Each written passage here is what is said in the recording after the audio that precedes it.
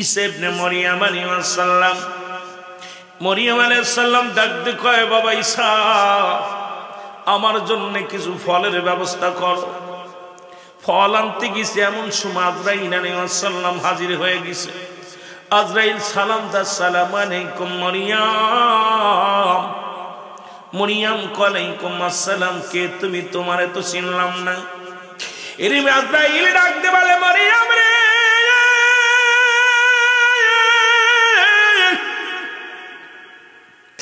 আমি আজরাইল, আমি আজরাইল। ও মরিয়ম, তোমার কাছে এসেছি রে, আমি আজরাইল। মরিয়ম আজরাইল রে, কেন আসছো? কয় কেন আসি আপনি বোঝেন না? আমি আজরাইল প্রতিটা ঈমানদারের কাছে আসি, একমাত্র ঈমানদারের কাছে আসি। জান্নাতি মানুষের রূহ কবজ করার জন্য আসি।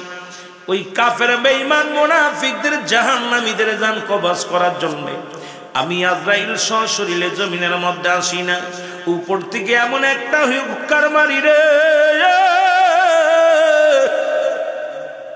আমার হুক্কার শুনিয়া ওরে নাক মুখ দিয়া রক্ত বাইর হয়ে যায়। কলিজাটা টানদে যখন ছিঁড়ে নিয়ে তাদের চোখ দুটি বড় হয়ে যায়। কলিজাটা যখন টানদে ছিঁড়ে নিয়ে যায় তখন তাদের জিহ্বাটা বাইর হয়ে যায়, তাদের পায়খানা প্রস্রাব পর্যন্ত করে দেয়। একমাত্র ঈমানদার যারা জান্নাতি, যাদের জন্য আল্লাহ পাক 8টা জান্নাত প্রস্তুতি করে রাখছে। আমার আল্লাহ বলেন, বিসমিল্লাহির রাহমানির রাহিম, লিল মুমিনিন। আল্লাহ কয় মুমিনদের জন্য, মুত্তাকিনদের জন্য আমি আল্লাহ প্রস্তুতি করে রাখছি। একটা নয়, দুটি নয়, 8টা জান্নাত। জোরে বলেন মারহাবা। আর একটু জোরে জোরে চিল্লায় বলো মারহাবা। এরে আজরাইল আলাইহিস সালাম ডাকতে বলে, মরিয়ম,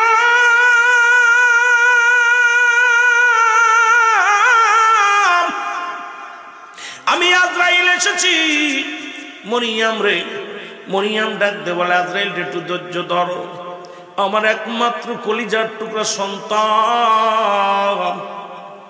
ও দুনিয়ার মানুষ, ওরে গতকালকে আবুল কালাম আজাদ ও যে কথা বলতেছিলাম, একমাত্র কলিজার টুকরা নাম হলো ঈমান। সন্তানকে হারায়া বারবার বলতেছে, বাবারে 2 হাত সামনে কবরটা দিয়েছে, একদম ঘরের সামনেই গোরস্থান। এরে বাবারে একমাত্র কলিজার টুকরারে শুয়াইয়া বাবা পাগল হয়ে গেছে, ঘর সারা হয়ে গেছে।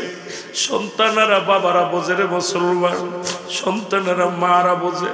আজকে আমরা সন্তানেরা বুঝতে পারি না ওই জনম দুঃখিনী মা বাবা সন্তানের কত ভালোবাসে। এ দুনিয়ার যুবক বন্ধুরা শোনো,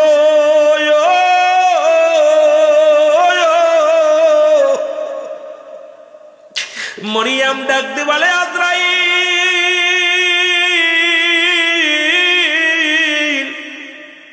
একটু সময় দাও, একটু সময় আমারে দাও। আমার কলিজার টুকরা ঈসা আলাইহিস সালাম আসবে, আমি আমার সন্তানকে একটু বুঝ দিব। আরে আমার সন্তান এসে যদি দেখে মা জননী দুনিয়ার মধ্যে নাই, বড্ড কষ্ট পাবে রে আজরাইল। একটু সময় দাও, একটু সময় দাও। আজরাইল কয়, মরিয়ম রে, 1টা সেকেন্ড আমি দিতে পারবো না, 1টা মিনিট সময় দিতে পারবো না।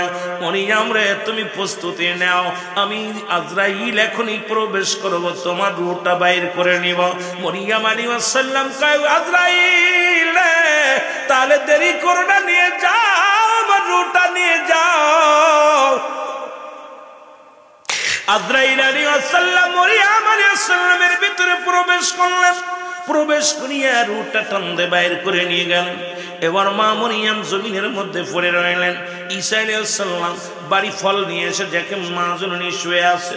চিন্তা করে জনম দুঃখিনী মা শুয়ে আছে, একটু অপেক্ষা থাক। কিছুক্ষণ পরে চিন্তা করে, মা আমি তো পায়ের শব্দ শুনলে মা তো ঘুমাইতো না, এখন মা এমন ঘুমাইলো, যা ডাক দে। কয়, মা মা। ঈসা নবী ডাক দিছে, মরিয়ম আলাইহিস সালাম ওঠে না। মরিয়ম আলাইহিস সালাম চির ঘুমায় গেছে। ডাক দিয়ে বলে, মা মা তুমি ফাঁকি দিয়াছই লাগিলাম আমি সারে কে সান্ত্বনা দিবে আমি সারে কে মায়া করবে রে কে আমার বুঝ দিবে রে বা ডাক দে বলে আল্লাহ আমি হইলাম তোমার নবী গো আল্লাহ আমার নবী আমি নবীর মা আমি নবীর মা জননী পড়ে আছে একবার আমি জানতে চাই তোমার আজরাইল আমার মায়ের সঙ্গে কি ব্যবহার করেছে জোরে বলো আল্লাহ এই আমার মরণ আসিবে কখন কেউ তো জানি না আমার মরণ এ আমি চলে যাব আমায় তোমরা বইলা যাইও না আমি চলে যাব আমায় তোমরা আমার মরণ আসিবে কখন কেউ তো জানি না আমার মরণ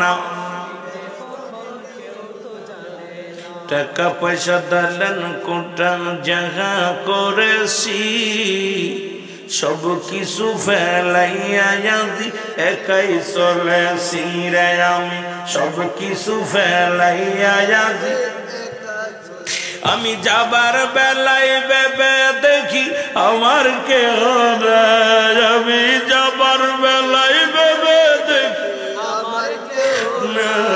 আমার মরণ এ দুনিয়ার যুবক বন্ধুরা শুই না লাগা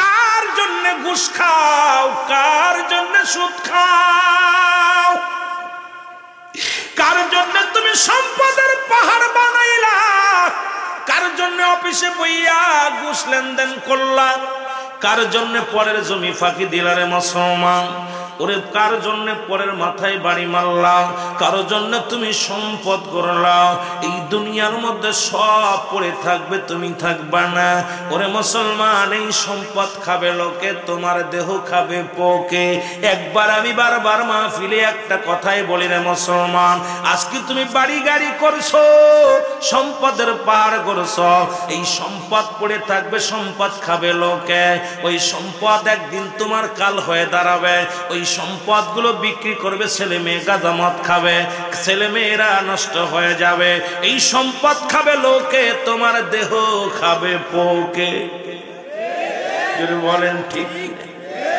তোমার দেহ কানা পোকে পোকা মাকড়ে খেয়ে ফেলবে রে যুবক ও যুবক শুনে নাও এই জন্য বলতেছিলাম দুরুদ মুসলমান গভীর মনোযোগ আল্লাহ কয় কুল্লু মান আলাইহা ফান ও দুনিয়ার মুসলমান শোনো আল্লাহ কয় বান্দার এই জমিনের মধ্যে আমি কিছু বলতে কিচ্ছু রাখবো না সবকিছু আমি চূর্ণ বিচ্ছিন্ন করে দেব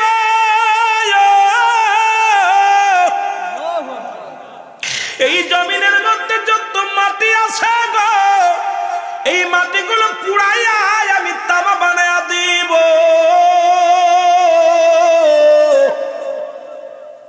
এর সুনামগঞ্জবাসী একসময় পানির নিচেই ছিলেন আপনারা যখন আমি এসেছিলাম একবার ত্রাণ দিতে এসেছিলাম এই সুনামগঞ্জের জমিনে এসে দেখেছিলাম মানুষ ঘরের বড় বড় টাকাওয়ালা বাড়িওয়ালারা ওই পানির নিচে ইলামা গাজির মধ্যে রে মুসলমান আমি গুনাহগারে সেই বড় কষ্ট পেয়েছিলাম 3-4টা লাশ পেয়েছিলাম এই লাশের মধ্যে দেখেছিলাম কলার ভ্যার মধ্যে 2টা কলা গাছের উপরে লাশ শোয়া লাশের মধ্যে লিখে দিয়েছে যদি কোন হৃদয়বান মানুষ হন আমার বাবাজানকে একটু মাটিতে দাফন করে দিবে খায়রে মানুষ মাত্র 15 দিন 20 দিনের পানিতে এত ভয়াবহ অবস্থা আমি গুনাহগার চোখের পানি ধরে রাখতে পেরেছিলাম না ওই নাম সুরমা নদীর পানি উপরে দিয়ে বিপদ সীমার উপরে দেয়া ওই লামা গাজির মধ্যে পানিগুলো প্রবেশ যখন করেছিল রে যুবক আমি গুনাহগার মুসলমান বোর্ড নিয়ে এসেছিলাম আমার সফর সঙ্গীরা ছিল এসে দেখেছিলাম মানুষের করুণ কান্না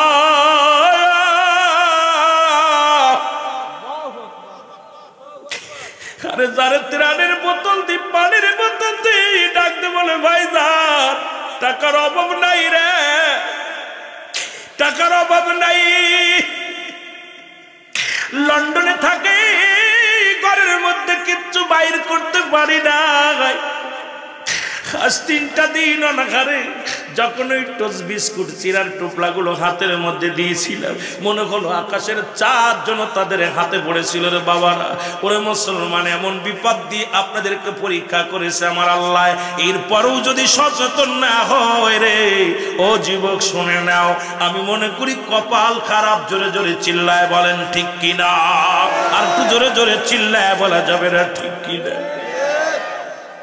আল্লাহ বলে দুনিয়ার মানুষ শুইনা লাও গো, এই জমিনের যত পানি আছে পানিগুলো পুড়ে ছাই হয়ে যাবে। যেদিন কিচ্ছু বলতে কিচ্ছু থাকবে না, সেদিন থাকবে শুধু আমার আল্লাহ। আল্লাহ কয় বান্দারে, যেদিন সব কিছু চূর্ণ বিচ্ছিন্ন হয়ে যাবে সেদিন থাকবো শুধু আমি আল্লাহ। মাটিগুলো পুড়ে হবে তামা, এই জমিনের পানিগুলো পুড়ে হয়ে যাবে ছাই। যেদিন কিচ্ছু বলতে কিচ্ছু থাকবে না, থাকবে শুধু আমার আল্লাহ। আল্লাহ কয় বান্দা, সেদিন থাকবো আমার নবীর ভালোবাসা নিয়া, আর সেই নবী আছে উম্মতের কল্যাণের জন্য। নবী কয় হায়াতি খায়রুল লাকুম, আমার নবী কয় উম্মতিরা রে, আমি নবীর হায়াতের জিন্দেগিটা আমি নবী দুনিয়ার মধ্যে আগমন করেছি আমার উম্মতের কল্যাণের জন্য। কারণ উম্মতের সঙ্গে কথাবার্তা বলতে পেরেছি, উম্মতের সঙ্গে চলাফেরা করেছি, উম্মতের সঙ্গে সংসার ধর্ম কেমনে করতে গুলো করেছি। আমার নবী কয় উম্মতিরা রে, আমি নবী দুনিয়ার মধ্যে আগমন করেছি উম্মতের কল্যাণের জন্য। আবার নবী দুনিয়া থেকে বিদায় হয়ে গেছে। আমার দেশের অনেক ভাইরা কয় নবী মারা গেছে রে মুসলমান। নবী কয় না না, শুনে নাও, ওফাতি খায়রুল লাকুম, আমার ওফাতটাও হলো উম্মতের জন্য কল্যাণ স্বরূপ। কারণ পৃথিবী থেকে বিদায় নিছি আমি নবী উম্মতের কল্যাণের জন্য। আমার উম্মতিরা শোনো, যদি কোন উম্মত ভালো কর্ম করে গো, আজকে যেমন মুসলমান এই পাইলগার মধ্যে মুসলমান, এই কদরপাড়ার জমিনের মধ্যে আপনারা যেমন ভালো কর্ম করেছেন, ও মুসলমান দিলের কান্ডা লাগা শোনো। এবার নিজামি ভাই ধরো নামাজের নিজামি নিজামউদ্দিন সালেহি ভাই নামাজ পড়েছে, হজ করেছে, যাকাত দিছে। আমার আল্লাহর দরবারে নবী আল্লাহ ওই লামা গাজীর জমিনে, আল্লাহ পাইলগার মধ্যে, আল্লাহ কদরপাড়ার মধ্যে অমুক ব্যক্তি নামাজ রোজা হজ যাকাত করেছে, আমি প্রশংসা করি তোমার দরবারে। আবার যদি কোন উম্মত গুনাহের কাজ করে গো, নবী কয় উম্মতিরা রে, আমি নবীর সঙ্গে সঙ্গে আমি আল্লাহর দরবারে ইস্তেগফার করি, ক্ষমা চাই, আল্লাহ আমাকে তুমি মাফ করে দাও। সেই নবীর উম্মত আমি মাঝে মাঝেই কথাটা বারবার বদমার স্মরণ করায় দিই। অন্যায় করে ছেলে মাফ চায় বাবায়, অন্যায় করে গ্রামের ছেলে মাফ চাই চেয়ারম্যান মেম্বার যাইয়া। এমন নবীর উম্মত হইলাম, ভুল করি আমি ক্ষমা চায় মায়ার নবী। জোরে জোরে চিল্লায় বলা যাবে না সুবহানাল্লাহ?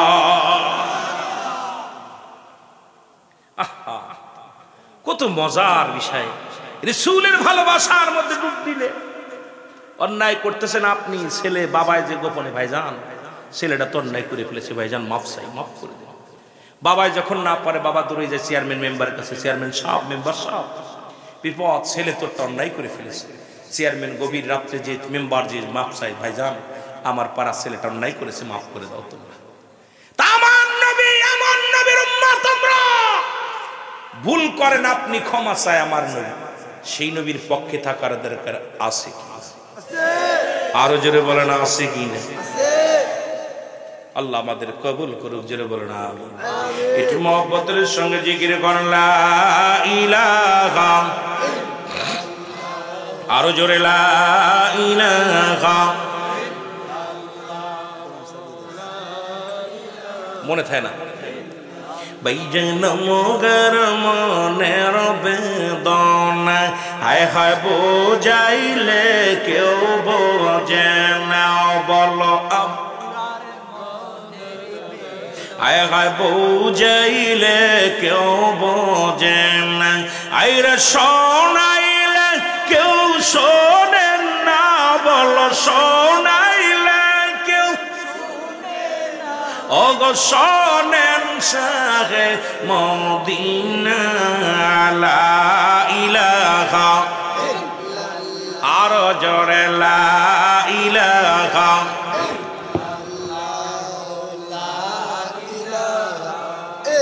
আরো জোরে লা ইলাহা আলা ইলাহা মুহাম্মাদুর তুমি কাউকে বানাইলা খলিলুল্লাহ তুমি কাউকে বানাইলা রূহুল্লাহ বল কাউকে বানাইলা খলিলুল্লাহ তুমি কাউকে বানাইলা এর নূর মুহাম্মদ সাল্লাল্লাহু বল নূর মুহাম্মদ সাল্লাল্লাহু লা ইলাহা ইল্লাল্লাহ বল লা ইলাহা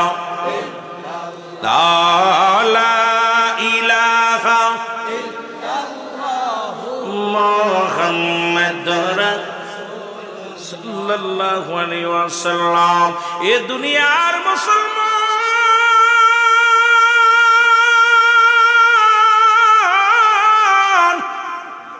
দিলের কান্ডা লাগা শোনো গো সাল্লাম ডাকতে বলে আল্লাহ আমার মা জরুরিকে একটু জাগানোর সুযোগ দিয়ে দাও তুমি তো মরাডারে জিন্দা বানানোর ক্ষমতা আমারে দিছো আল্লাহ কয় ঈসা রে তোর মারে ডাক দে ঈসা আলাইহিস সালাম মাকে ডাক দে বলে মা সঙ্গে সঙ্গে দুঃখিনী মা লাভ দুটছে জোরে বলো মারহাবা ডাক দে বলে মা মা এরে আজরাইল আলাইহিস সালাম তোমার সাথে কিরূপ ব্যবহার করছে একটু জানতে চাই গো মা ঈসা নবীর মা মরিয়ম আলাইহিস সালাম কান্দার বলে বাবা ঈসা তোর দুনিয়ায় আনতে যত কষ্ট হয়েছে রে বাবা ইয়ার কি কষ্ট রে বাবা মৃত্যু যন্ত্রণায় আমি এত কষ্ট পেয়েছি আমার মন বলেছে আমার কলিজাটা আমার বুকের ভিতরে থেকে আদ্দে টান্দে ছিঁড়ে নিছে সমস্ত গা থেকে যেন আমার গোস্তগুলো কেটে নিয়ে গেছে ধরে বল আল্লাহ অথচ ইমানদারের মৃত্যু হয় কেমনে গো ইমানদারের মৃত্যু হয় আটা গুলায়া খামির বানাইয়া এই খামিরের মধ্যে যদি একটা চুল পড়ে চুলটা যেমন টান দিয়ে বাইর করলে অনাসে বাইর হয়ে যায় ওই ইমানদারের মৃত্যুটা ঠিক অনাসে এমনি হয় ওরে মুসলমান শুনে নাও এই মৃত্যু যদি এত কঠিন হয় যারা মরণের সময় পায়খানা করে দেয় যারা মরণের সময় প্রস্রাব করে দেয় ওরে মরণের সময় যাদের চোখ দুটি বড় বড় হয়ে যায় মরণের সময় যাদের জিহ্বাটা বাইর হয়ে যায় কত মানুষের জানাজা পড়লা কত মানুষের দাফন করাইলা কত মানুষের গোসল করাইলা ওই গোসলের পরে মানুষ মৃত্যুর ঘন্টা নেকের মধ্যেই মানুষগুলো শক্ত হয়ে যায় ও মুসলমান 2 ঘন্টার ভিতরে যদি 2 ঘন্টা পরে যদি জিহ্বাটা ভিতরে দিতে চাও জীবনেও দেওয়া সম্ভব হয় না 2 ঘন্টা পরে যদি আপনি চোখ দুটি বন্ধ করতে চান বন্ধ হবে না ও মুসলমান যতই চেষ্টা করো বন্ধ হবে না বাবার একটা অঙ্গ বেঁকা হয়ে যায় এই জন্য মৃত্যুর পরে করণীয় হলো মুসলমান আপনজনেরা যখন মৃত্যুর সময় কাছে থাকবে মরণের পরে বান্দা সর্বপ্রথম চোখ দুটি তারা বন্ধ করে দিতে হবে হাতখানা বুলাইয়া কালেমা পড়তে হবে বন্ধ করতে হবে জবানটা আমলার সাক্ষী দেয় নামাজ পড়িয়া পরের ফসল খাওয়ায় নামাজও পড়ে অন্যায় করে নামাজ পড়ে বুড়ো এখন নাতিরে বিয়ে করতে চায় তার মানে হুজুরের দিলে নামাজ নাই নামাজ হচ্ছে নিজের দিলে জোরে জোরে বলেন ঠিক কিনা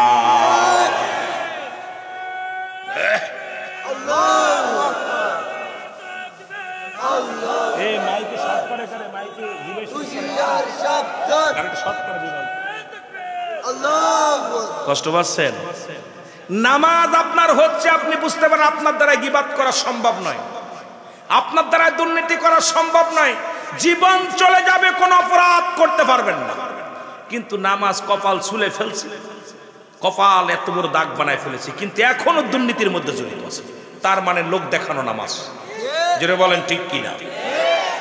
আহা, বড় কষ্ট হয়। নামাজের ভিতরে দুনিয়ার জল্পনা কল্পনা ঢুকে গেছে, ওই নামাজে আপনাকে ফিরাইতে পারবে না। শুধু শুধু কষ্ট করতেছেন, শুধু শুধু সিজদা মারতেছেন। এই জন্য নামাজ যে গাছে ফল ধরে গাছটা নুয়ে যায়। নামাজ যখন কবুল হয়ে যাবে, আপনার দ্বারায় দুনিয়ার ফাইসা কথা, বাজে কথা, চলা চলতি, উঠা বসা সব পরিবর্তন। বুড়া হয়ে গেছে, এখন হাত ধরে কয় নাতিরে কাটে ছোট বউ, কত বড় বিয়াদব, কত বড় গুনাহ করলো, এখনো মনের খায়াজ মেটে নাই, শয়তানের সুসাইড করেছে। এদের চরিত্র কবে পরিবর্তন হবে? জোরে বলেন ঠিক কিনা? আরো জোরে বলেন ঠিক কিনা? কষ্ট হয় আপনাদের? কষ্ট হয়? রাসূলুল্লাহ সাহাবীরা যদি এক কাপড়ে নামাজ আদায় করতে পারে, আমরা সেই নামাজের প্রতি যত্ন নাই। আল্লাহর কসম করে বলি, আগে থেকে ওয়াজ শুনেছি, আমি ছোটবেলা ওয়াজ শুনেছি, এক সপ্তাহ এক মাস দিলের ভিতরে ওয়াজটা লাগছে ঠাস ঠাস করে। আর এখন ওয়াজে গেলে হুজুরের ওই গানগুলো খালি মনে পড়ে। আহা, কত সুন্দর গান গাইছে, জরিনার গান, বেদের মেয়ের গান, আর কত পল্লী গীতি, এত গান গান আর গা গান। তোর সিনেমার গান গাইতে হবে নকল করে, কোন বাঁচা এগুলো মানুষের কালচার চরিত্র। আমি সুন্নি আলেমদেরকে বলবো, এত সুন্দর সুন্দর নাত আছে, হামত আছে, এত সুন্দর প্রাণ জোড়ানো কবিতা আছে, যেগুলো জামাত ছেলেরা, আমার পরিচালক দুইটা আবৃত্তি করলো, আর একটা ভাই গাইলো, এগুলো গাও। কোথায় ওই কোন জরিনা গাইছে সেই জরিনা? তোরা কি চিত্র জগৎ নিয়ে পড়ে থাকিস? আর এইটার জন্য এখন ওই বাতিলটা সুযোগ পেয়েছে যে সুন্নিরা খালি গান আর গান, গান আর গান গায়। কি একটা বিপদে যে আসি, যেটা বলেন ঠিক কিনা? এগুলো খুব কষ্ট হয়। তবে সিলেটের জমিন এগুলো চলবে না। সিলেটের জমিন, এই জমিন অসংখ্য অলির দেশ। এ দেশে আসলে ওয়াজ করলে একটু দয়া করে হিসাব করে করবে। যেটা বলেন ঠিক কিনা? ঠিক কিনা? মাঝে মাঝে খুব কষ্ট হয়, মাঝে মাঝে এত কষ্ট হয়। এই গানগুলো পায় কই, আর এই গানগুলো শুনে কোন সময়? কথা বুঝেন? রাগ করতেছেন? আমি একটু কষ্ট পাই, সেদিন মাঝে মাঝে বলি। গতকাল এক বক্তার লোক ওয়াজ করছে, আল্লাহর রাস্তে 45 মিনিট জিকির আর ওই বেদের মেয়ের গান গিয়ে কাটানো। জনগণ, ফুলতলি মসজিদের এক হুজুর, মসজিদের ইমাম, আমার গাঁও ধরে আসেন দিদা, হুজুর নামাবো ঘাট ধরে। আমাকে ভাই খবরদার, কয় হুজুর ও গজল গান, দুঃখ নাই, কিন্তু চিত্র জগতের গানগুলো গাছে। আমি কই এটা কোন গান? কয় হুজুর ওই যে, কথা বুঝেন, এগুলো আমরাও গান গান, মানুষকে ভালোবাসা দেন, প্রেম দেন। নবীজির দরবারে দুইটা মেম্বার ছিল। একটা মেম্বারে রাসূল সাল্লাল্লাহু আলাইহি সাল্লাম খুতবা দিতেন, আর একটা মেম্বারে রাসূলের সাহাবীরা গজল গাইতেন, কবিতা আবৃত্তি করতেন। সেই আহসান বিন সাবিত, এই সাহাবী রাসূলকে কবিতা শোনাইতেন, হাম শোনাইতেন, নাচ শোনাতেন। যার ভিতরে প্রেম ঢুকতো, নবীজির সম্মান, ওলিদের সম্মান নিয়ে কথাবার্তা। জোরে বলেন ঠিক কিনা? কিন্তু আমরা যা গাই ভাই, এগুলো তো পাই না, বড় কষ্ট। মহব্বতে দুরূদ শরীফ পড়েন, আল্লাহুম্মা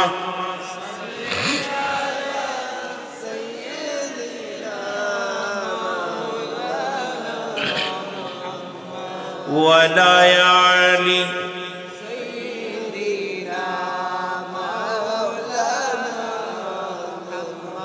আরো জোরে বলেন, আল্লাহুম্মা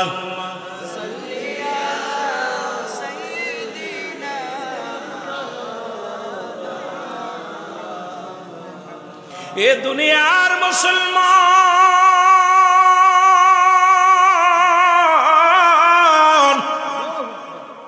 আমি বলতেছিলাম যে কত পৃথিবীর মধ্যে আসার একটা সিরিয়াল আছে, যার কোন সিরিয়াল নাই। আমার মেন আলোচনায় চলে যায়, যেহেতু আপনাদের মূল্যবান সময় নষ্ট করব না।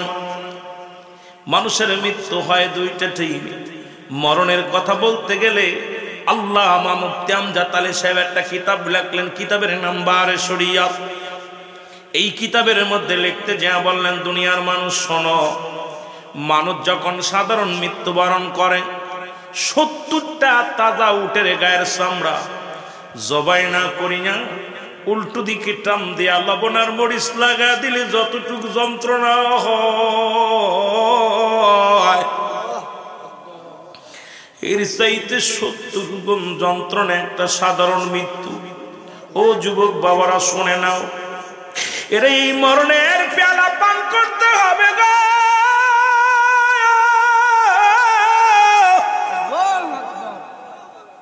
মরণ থেকে পালানোর কোনো জায়গা নাই।